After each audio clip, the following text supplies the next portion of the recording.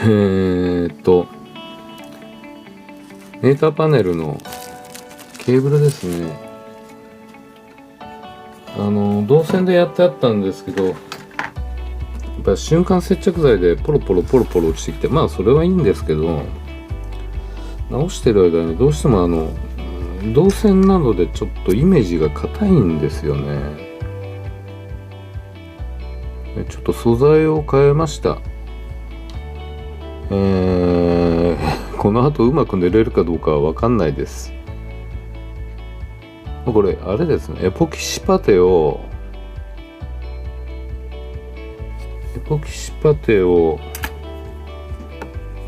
くるくるくるくると細くして細く丸めて、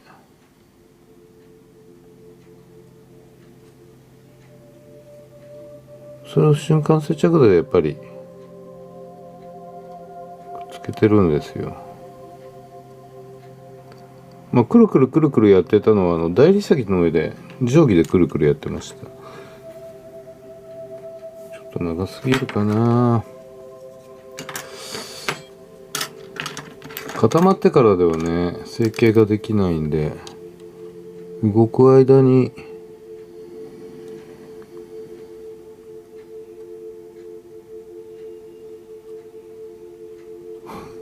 これね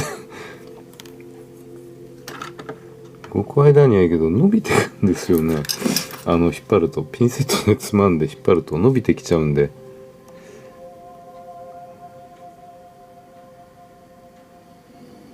こうカットするにしてもこういうことをやって、型が潰れてもいいんで隠れますから。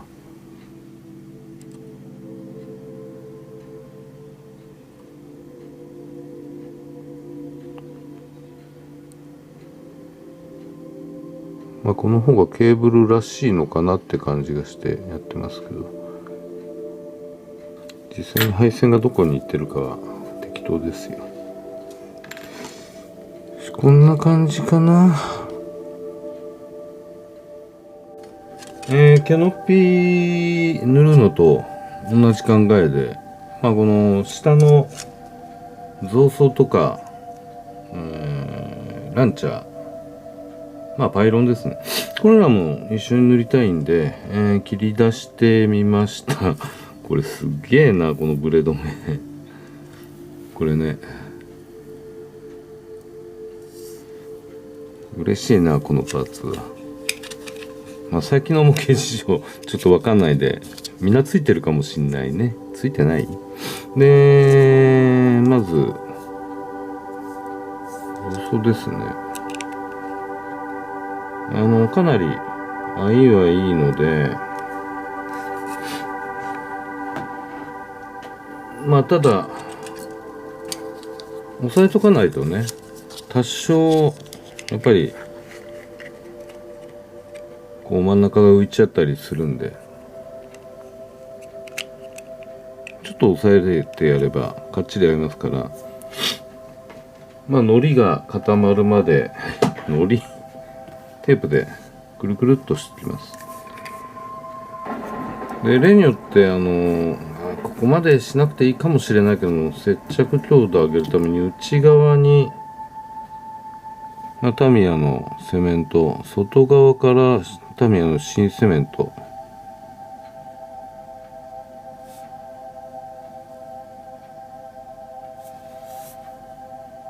シン・ゴジラ何を言い出すんだこいつ。シン・ゴジラ、シン・ウルトラマン、まあ、神とか新しいとか、はい、薄いっていう意味かもしれないですね。薄いシン、薄いゴジラってやだな。薄いウルトラマンもあんまり嬉しくないな。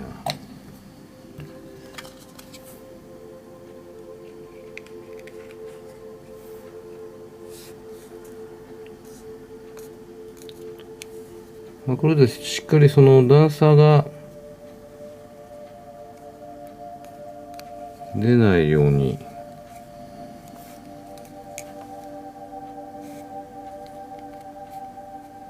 合わせてやって、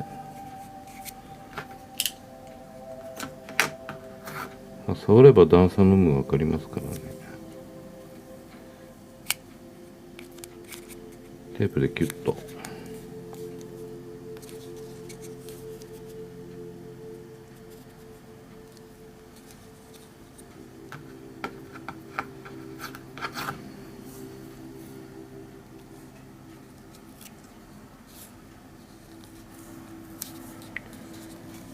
届かない。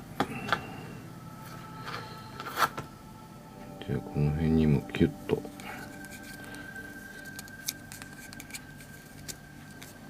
でもここに流し込みをちょんちょんと入れてきゃいいでしょう。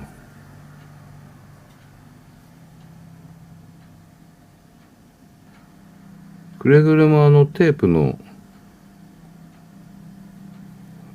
ープにつけないように、横一線くるっといっちゃう可能性あるんで、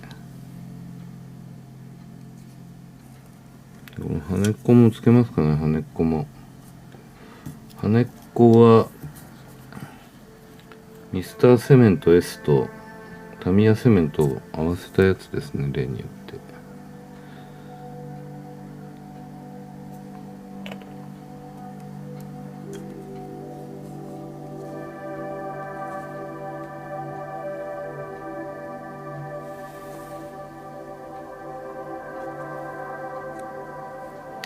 見えない。かっ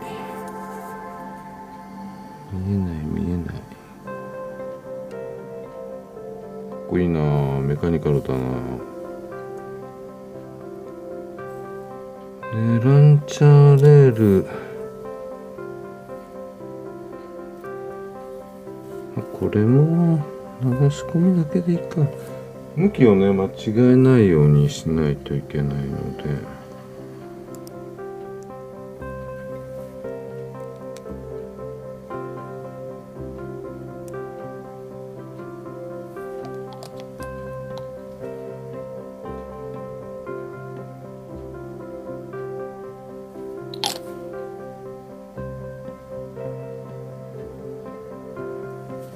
斜めになってないようにちゃんと確認をしてやりましょう。ちょっとこっち入れた方がいいかな。で、そろそろ持つとこが怪しくなってきた。つまみますか。よいしょ。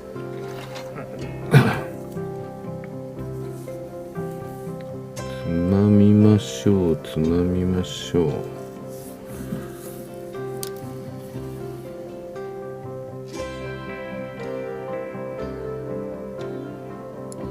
暗い。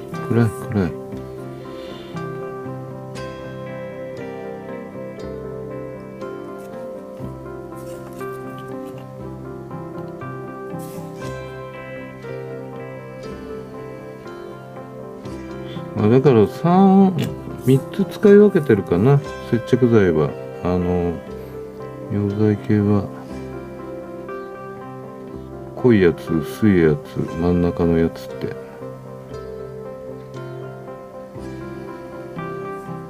どうしても薄いやつこういう風に使うと持ってった時にくっつかねえっていうのがありますからね。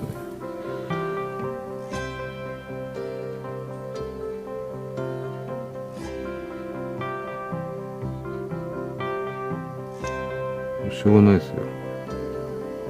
おじいなんでコードが遅いです。やりにくいな。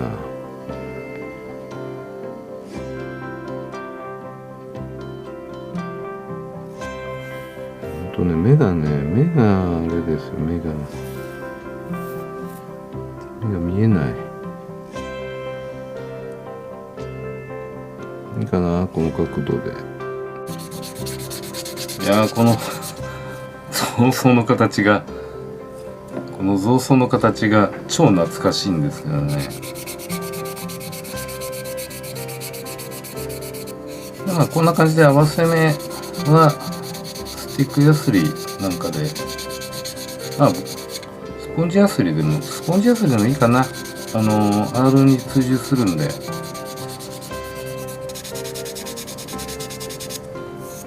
これで光を当てて削り残しがないかどうかとか、今度隙間があればそこに粉が詰まってるはずなんで、それとかはまあ瞬間接着剤でもいいし、パテでもいいしだと思います。まあ粉詰まったままパテやっちゃうと意味がないので、粉を除去してからねパテを塗ってやりましょう。とりあえずこれは愛がめちゃめちゃいいんで、多分このままいきますね。それで主翼の下の造装ですね。これがちょっと段差が出ちゃったので接着の時に組み立ててどうなんだろうな。一応ねこう当てながら確認したんですけど、これですね、ここの段差、ちょっと大きいんで、これはパテじゃないとダメです。で、前の方に行って、ここにうっすらと白い線があるんですけど、これは一応タミヤのイージーサンディング使って消していきます。いやー、これ固まってるかも。もう大丈夫だけど、うわ垂れてきた。こんだけあればいいんで、もう出るなよ。ずーっといつまでも出るときはちょっとチューブをね横方向からこう圧迫すると圧力が減るんで、出ないように締めちゃいます。白く粉が入ってるようなところにスーッとのっけてやればいいでしょう。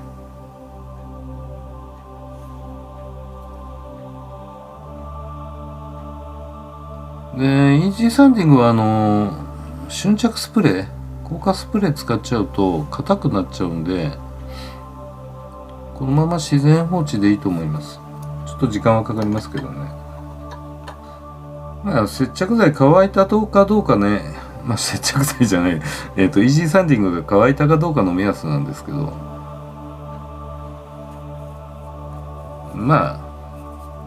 こっちの牛乳パックの上のこれが乾いてれば大丈夫でしょう。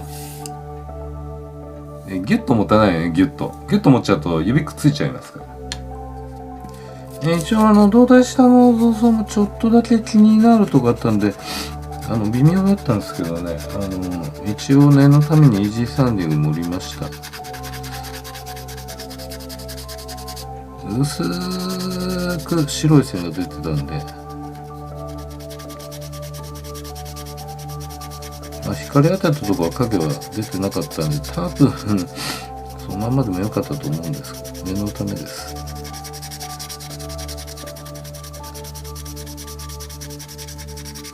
で今これ粗いですよ。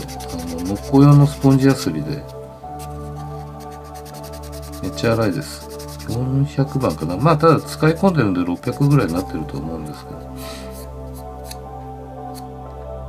で大きな削り傷がつくんで、スポンジバーフじゃない、クリーニングスポンジ、リコブライトのこれは800番相当かな。違う、これは600だ。800番、800番相当だ。これで磨いとけば、元の素材のツヤとあんまり変わらなくなるんで、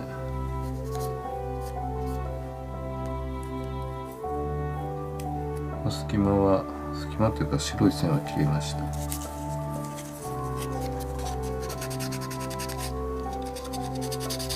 今このイージーサンディング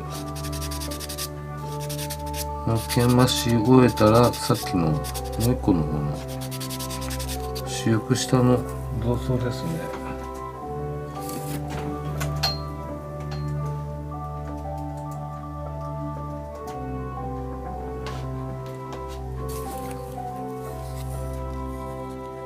主翼下の造装を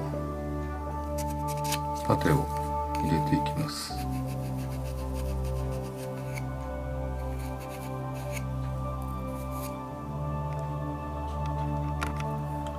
じゃあ僕はグレーに白パテ派なんでホワイトパテを使います。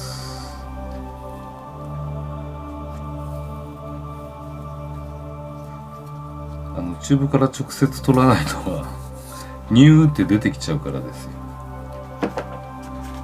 でパテはこのスパチュラ使ってね塗ってますね。塗ってますねっていうか持ってますね。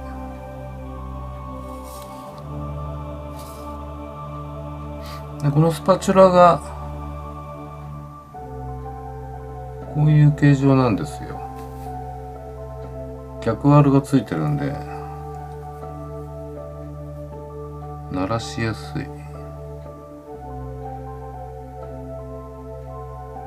というだけです。じゃあパテをね、削っていくんですけどどうしてもスポンジヤスリこれ今使ってるのがかなり柔らかいんですよ。ふわふわなんですよ。でちょっと硬めのスポンジヤスリで粗いやつがあればそういうので磨いた方がいいと思うんですけど、今手持ちにちょっとないんで一番粗いので1500番ぐらいかな。そんなんじゃ磨ききれないんで頭だけちょっと飛び出てる頭だけこの600番の硬めのヤスリですね。これ日本のメーカーでの商品でヤスリの親父っていうんですよ。僕はただの親父です。である程度こうなだらかにしちゃったらあんまりこの平たいヤスリでこう全部やっちゃうとカッカッカッってなっちゃう可能性があるんで、ある程度落としたらこっちスポンジヤスリこれはもう柔らかくてもいいと思います。どうしても柔らかいと高低差削りきれないっていうかね、どんどんこう追従したまんま落としてっちゃうんであんまり好きじゃないですよ。ある程度頭を落としてからやってます。こういうところも今こういうところをね山が残ったままなんですよ。どうしてもその粗い部分厚くパテが残ってるところが取りきれないんで、そういうところをチェックして落としてからこいつでなだらかに削っていくと。番手的には逆なんですけどね。今使ってる400番これが600ですかね。これが400ですからね。番手的には逆なんですけど。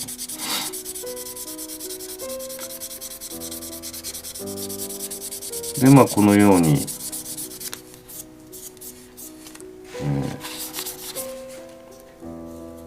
大体取れたんで。でまた400、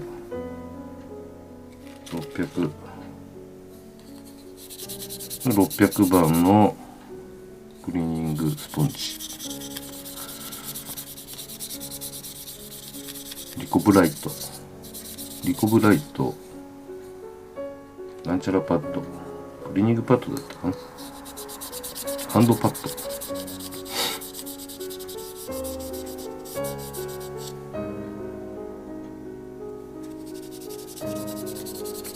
このねリコブライトのねハンドパッドお試し版がいいんですよ。今使ってるのがお試し版でも2年くらい減らないで、まああんまり磨きませんからね。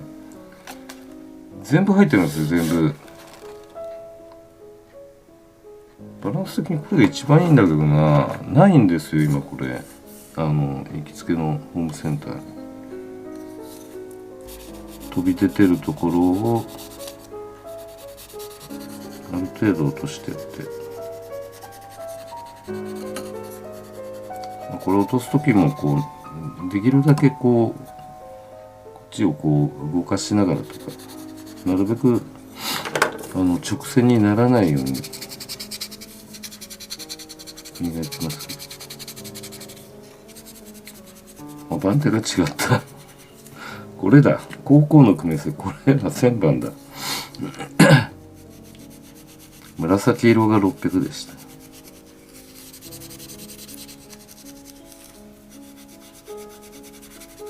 た。車の模型じゃないんだね。多少細かい傷が残ってるのにいいと思います。ただ結構光ってますけどね。フードの中にですね、フレームとかを入れてっちゃうんですけど、真ん中の風防につくフレームです。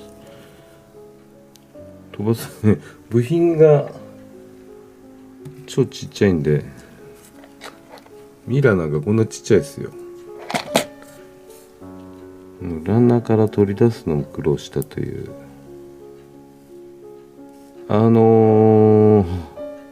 手袋してるのは手荒れがひどいからです。指にクリームを塗ったんで怪しいなって足が大きくねえか。これ浮いちゃっていいのかな。接着の位置を見るとなんか足だけで接着してくださいみたいに書いてあるんで、多分これでいいと思います。こんだけ隙間が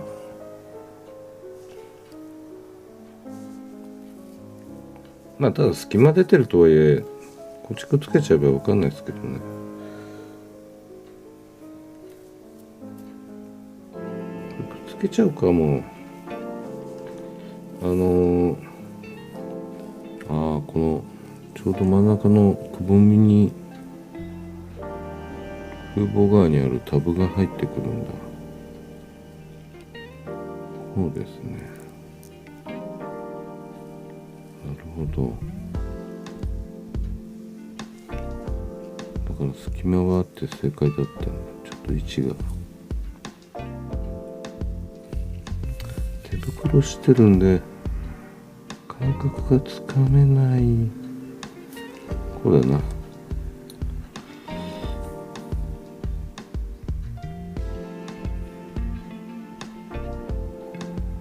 このタブとかね、一応ある。一応あるけど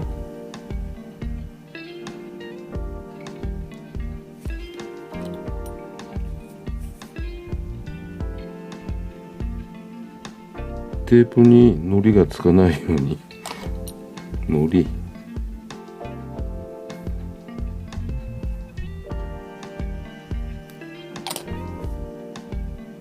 テープの下入っちゃうとまずいんでね。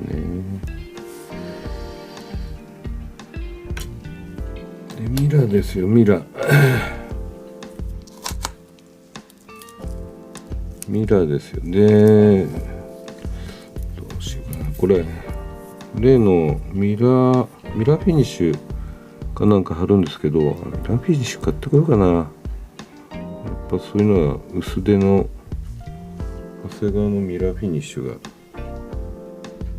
いいでしょうね。これね、取り付け位置、インストにはなんか取り付け位置のダボみたいなのが絵に描いてあるんですけど、そんなのないです。キャノピー側に手袋をしてるんで感覚が全くつかめないです。これもテープかかっちゃうと剥がした時にペロペロペロってきちゃうので、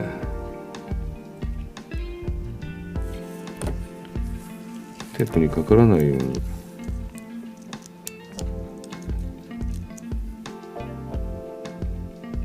一応ミラーも表裏のモールドがあるので、それはね気をつけないとい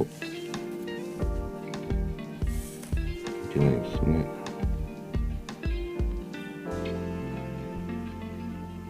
インストの接着位置の絵を見ながら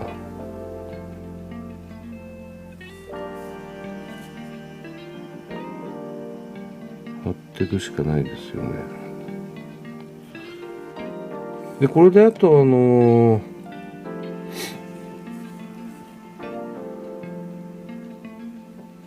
装の方に、今やってるキャノピーの裏側含めて塗装の方に移れるんで、キャノピーの裏側は黒ですね。あと前にくっつけたこのケーブルとか、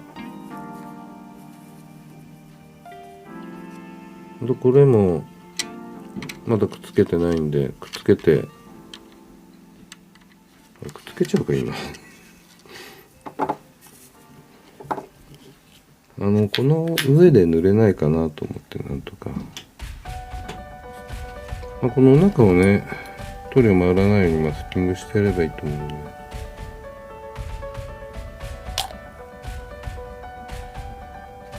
別で塗っちゃうとね色の感じが変わっちゃうんですよ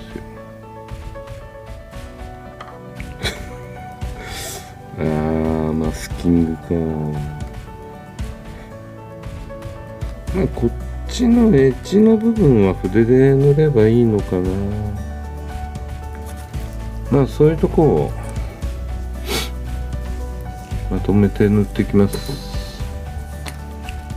ちょっと今回ね飛行機のキットで一回やってみたかったのは戦車みたいな塗り方ができるかどうか。一丸式今作ってますよね。あれと同じことができるかどうか。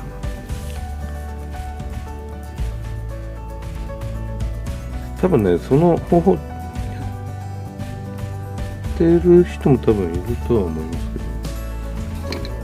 けど、あとこれも塗り忘れてたんですよ。これね外した状態で塗ろうと思ったんですけど、マスキングがインテークの中のマスキングが楽かなと思ったら結局同じことだから、ど